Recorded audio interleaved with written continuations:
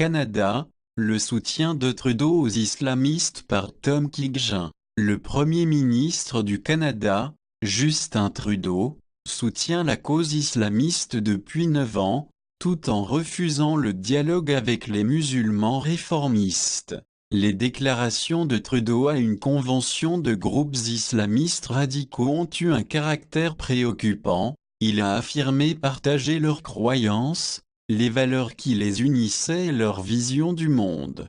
Le Canada ne pourra pas plaider l'ignorance ou l'impuissance s'il est accusé de complicité par toute future victime américaine du terrorisme. Depuis 9 ans, le Premier ministre du Canada, Justin Trudeau, soutient ouvertement la cause islamiste, refusant tout dialogue avec les musulmans réformistes. Concernant le retour des combattants de l'État islamique au Canada, Trudeau a affirmé qu'il représentera une voix puissante en faveur de la déradicalisation, traitant des islamophobes ceux qui s'opposent à leur retour. Le gouvernement du Canada a aussi fait le choix de ne pas envoyer le nom de ces terroristes islamistes au comité de l'ONU qui tient la liste des djihadistes internationaux. De nombreux Canadiens, et des autres, commencent à trouver déraisonnables, pour ne pas dire délirantes, les positions de Trudeau sur la déradicalisation et la réintégration combattant de l'État islamique. Aucun responsable n'a été nommé à la tête du Centre d'engagement communautaire et de déradicalisation du Canada, lequel ne dispose d'ailleurs d'aucun local, ni de plan pour un éventuel programme de déradicalisation à l'intérieur ou à l'extérieur de la sphère publique. La loi canadienne ne paraît pas en mesure non plus d'obliger un combattant de l'EI à s'inscrire à un tel programme, pour peu qu'il finisse par voir le jour. En France, un programme similaire parrainé par le gouvernement s'est avéré être un échec. La position du Canada sur la réclusion des combattants de l'EI de retour au pays est également peu claire. Aucun d'eux n'a, semble-t-il, eu à répondre de ces actes.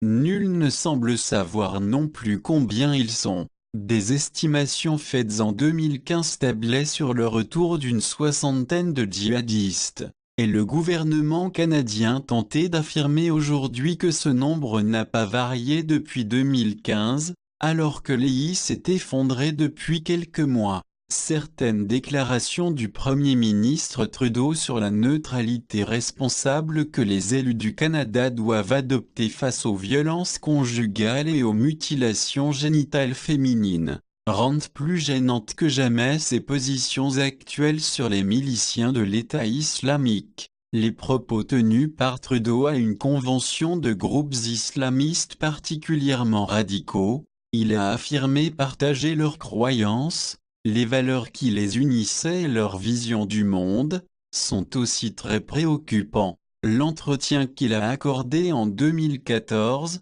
au journal Sada Al-Mashri, basé à Montréal, il n'était alors que député laissait déjà présager le pire. À ce journal connu pour son communisme et son soutien à l'Iran, ainsi qu'au Hezbollah, Trudeau a déclaré qu'il mettrait en place un programme spécial d'immigration plus ouvert aux musulmans et aux arabes. L'importance de l'extrémisme islamiste au Canada se mesure au nombre de combattants qui ont rejoint l'EI. Selon le centre Soufan, 180 Canadiens sont allés combattre aux côtés des groupes terroristes, EI, en Irak et en Syrie, contre 129 pour les États-Unis.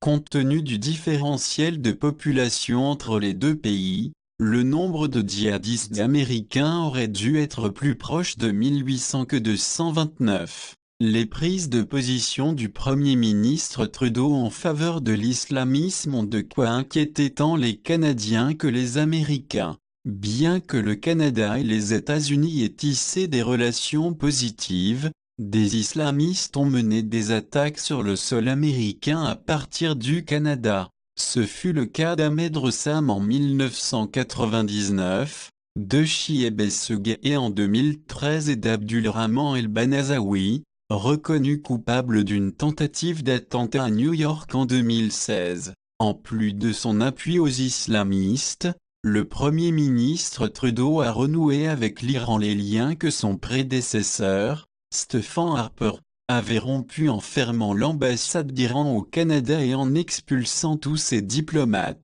Aux élections fédérales de 2015, Trudeau a indiqué qu'il espérait voir le Canada réouvrir la représentation diplomatique iranienne et s'est montré assez confiant sur la possibilité de reprendre contact. Les progrès réalisés à ce jour semblent inégaux, mais les discussions se poursuivent. Le soutien du Premier ministre Trudeau à la cause islamiste est constant depuis son élection à la députation en 2008. Un soutien qui s'est renforcé depuis son accession au poste de Premier ministre en 2015. Par ailleurs, le Parti libéral du Canada a fait l'objet d'une politique d'entrisme de la part de groupes islamistes.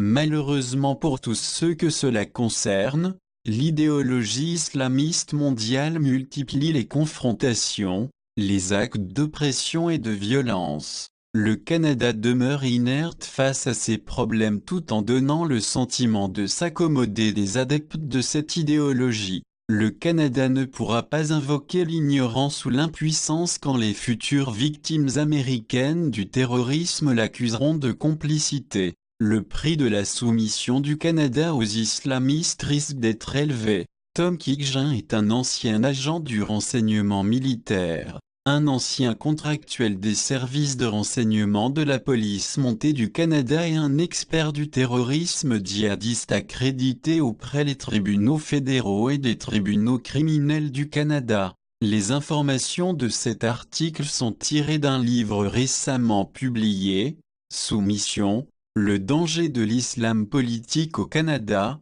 avec un avertissement à l'Amérique, écrit avec ses co-auteurs Tahir Gora, C. Shoaib, Jonathan Cottelet et Eric Gilles avec une préface de Raël Raza.